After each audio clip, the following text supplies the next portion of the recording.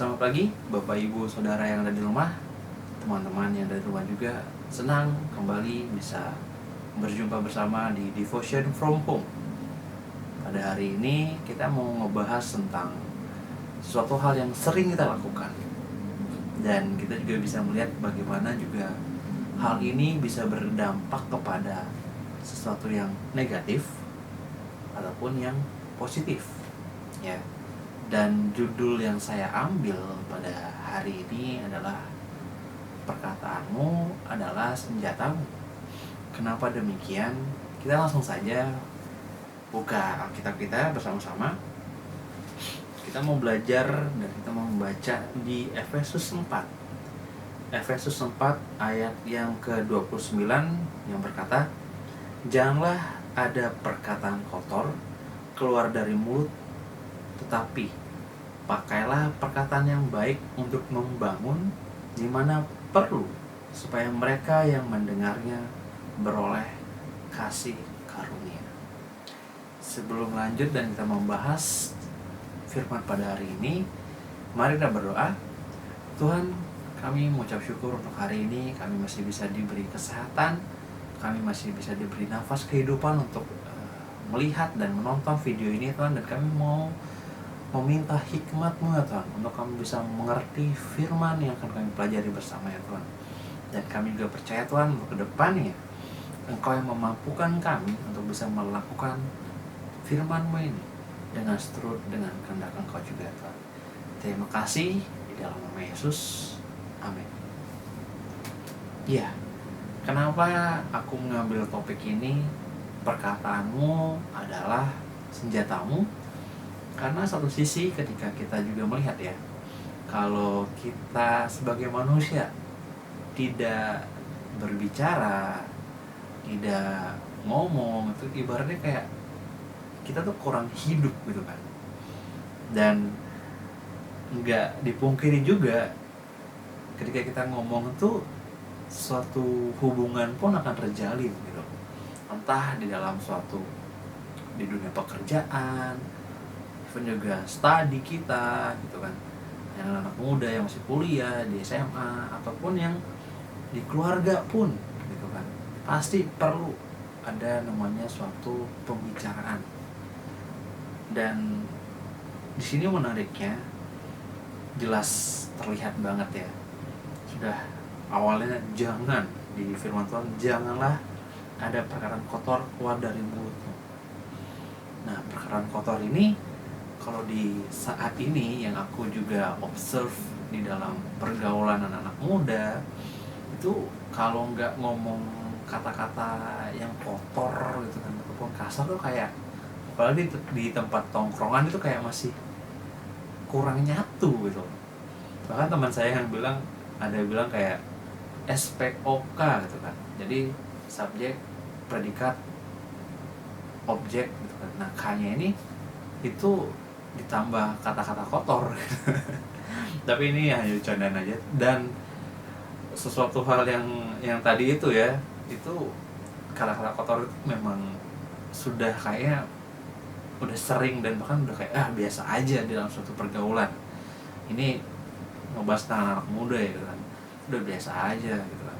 Tapi lain halnya mungkin ketika sudah Bapak Ibu yang sudah berumah tangga, ketika mungkin ada banyak pekerjaan, even juga tantangan, jadi bikin banyak pikiran gitu kan, dan sulit mengontrol emosi, dan mungkin belum bisa mengontrol pada saat itu dengan perkataannya.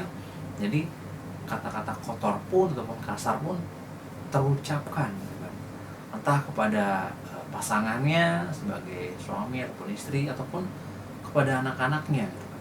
Dan suatu perkataan yang kasar pun kotor tuh, ya, bisa diingat dengan segampangnya gitu juga. Kenapa dibilang gampang? Karena satu sisi aku pernah punya pengalaman, ini mungkin ya pengalaman hidup yang aku rasakan dan menurut aku tuh unik banget gitu. Karena ini ngebahas namanya aku sendiri, dan itu ngebahas tentang marganya aku gitu. Jadi family name-nya aku sendiri, dan namanya kan Worang gitu kan. Nah, ketika aku masih SD, itu sering dicandain ataupun diejek gitu. Orang itu diplesetin kepada suatu hama binatang yang ada di padi gitu loh. Jadi kalau mungkin Bapak Ibu tahu atau teman-teman tahu, even kalau di Bali itu dibilangnya wereng gitu. Jadi satu momen kalau emang mereka pengen manggil aku tuh makanya wereng gitu. Jadi dari situlah aku mikir, aduh, masa dipanggilnya aku kayak binatang gitu kan. Jadi kesel aja gitu kan. Bawaannya mikirnya kayak apaan sih ini, jadi beban gitu loh. Terus jadi bawanya kayak nggak bersyukur, dalam artian kayak aduh males aja kan. Bawaannya marah juga, dibilang apaan sih orang gitu. Sampai waktu aku kuliah gitu kan ke Jakarta dan ketemu dengan temanku yang dari Manado juga, dia bilang kayak, oh marga kamu orang ya gitu kan. Iya gitu kan, kenapa? Oh itu marga pahlawan loh gitu kan. Oh aku juga nggak paham gitu kan. Coba deh cari di Google kan, aku searching Google, oh iya bener gitu kan. Tapi satu ketika kenapa aku mention tentang hal ini, karena bayangin dari SD itu sampai kuliah pun masih kebawa nggak enak dengan memakai nama orang ini. Karena apa? Selalu diejek, selalu mungkin bisa dijatuhnya dibully ya gitu kan, karena sering diomongin orang apalagi di family name lagi kan gitu. Jadi itu bikin aku kayak wah, terpukul sih sebagai anak kecil juga.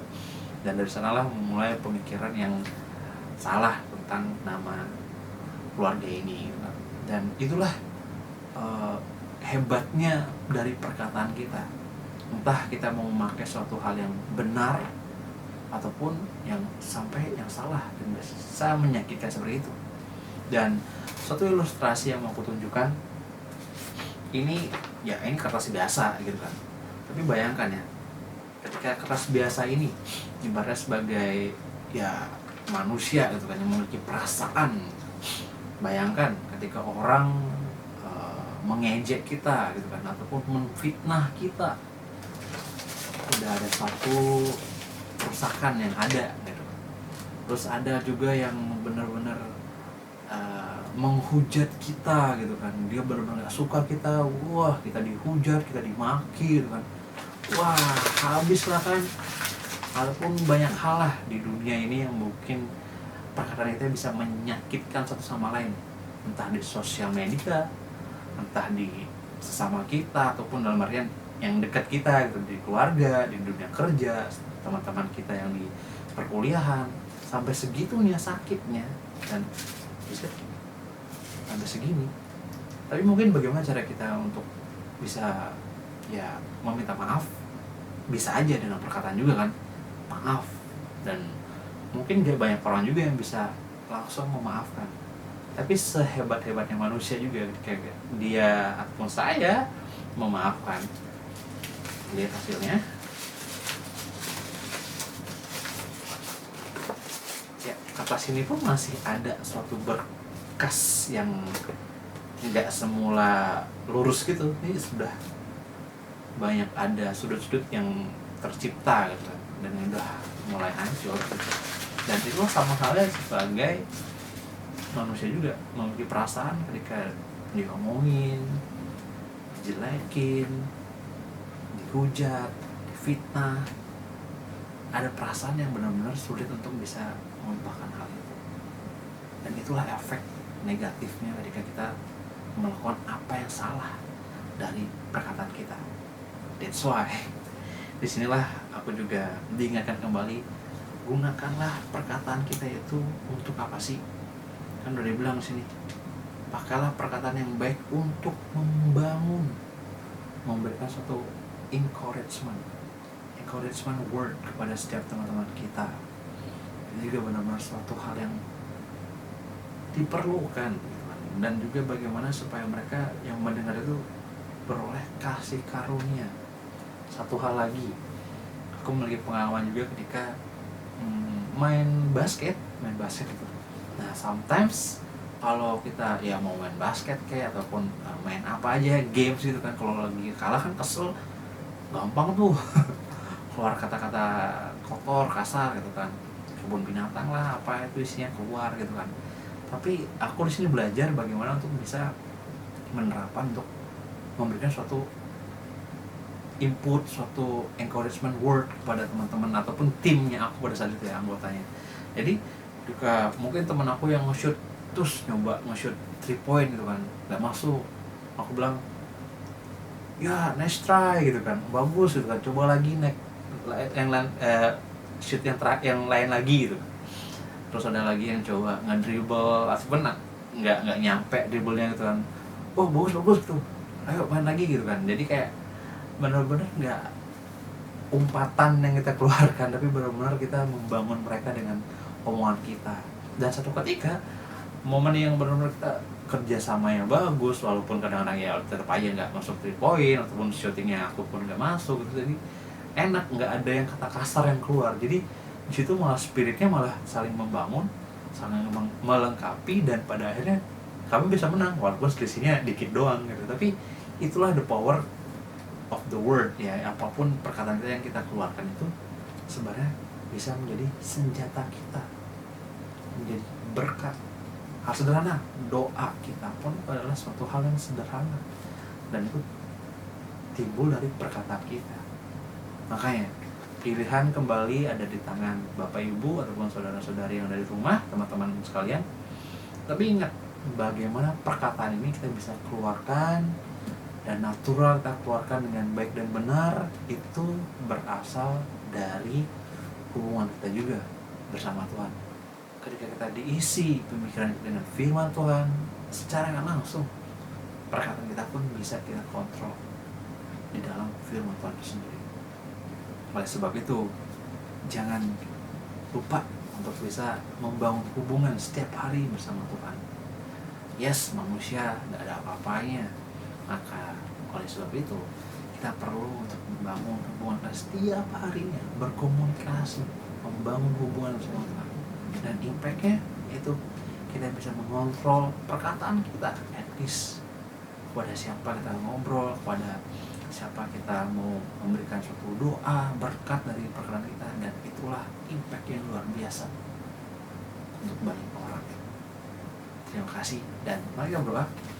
Tuhan, kami mengucap syukur untuk hari ini diingatkan kembali bagaimana perkataan Engkau itu baik adanya. Even inilah firman Tuhan yang ada di Alkitab adalah perkataan Engkau ya Tuhan, untuk baik adanya untuk kami pelajari, dan kami juga mau Tuhan untuk Engkau bisa memberikan kami hikmat, even juga keberanian, agar kami bisa mengontrol setiap perkataan kami ini Tuhan. Itu menjadi berkat untuk banyak orang, menjadi suatu nasihat ya Tuhan, yang setur dengan kehendak Engkau. Kami percaya Tuhan, ini akan suatu karunia yang ilahi ya Tuhan, bahkan suatu teladan yang benar ya Tuhan. Dan kami percaya Tuhan, dari setiap perkataan kami ya Tuhan, itu akan menjadi suatu contoh ataupun bisa orang melihat kalau kasih pun nyata dalam setiap perkataan kami. Kasih-Mu nyata ya Tuhan. Terima kasih Tuhan untuk hari ini, dan kami serahkan setiap permasalahan kami, kehidupan kami ke depannya Tuhan, hanya di dalam nama Yesus. Haleluya. Amin. Sampai jumpa di lain waktu. Bye-bye.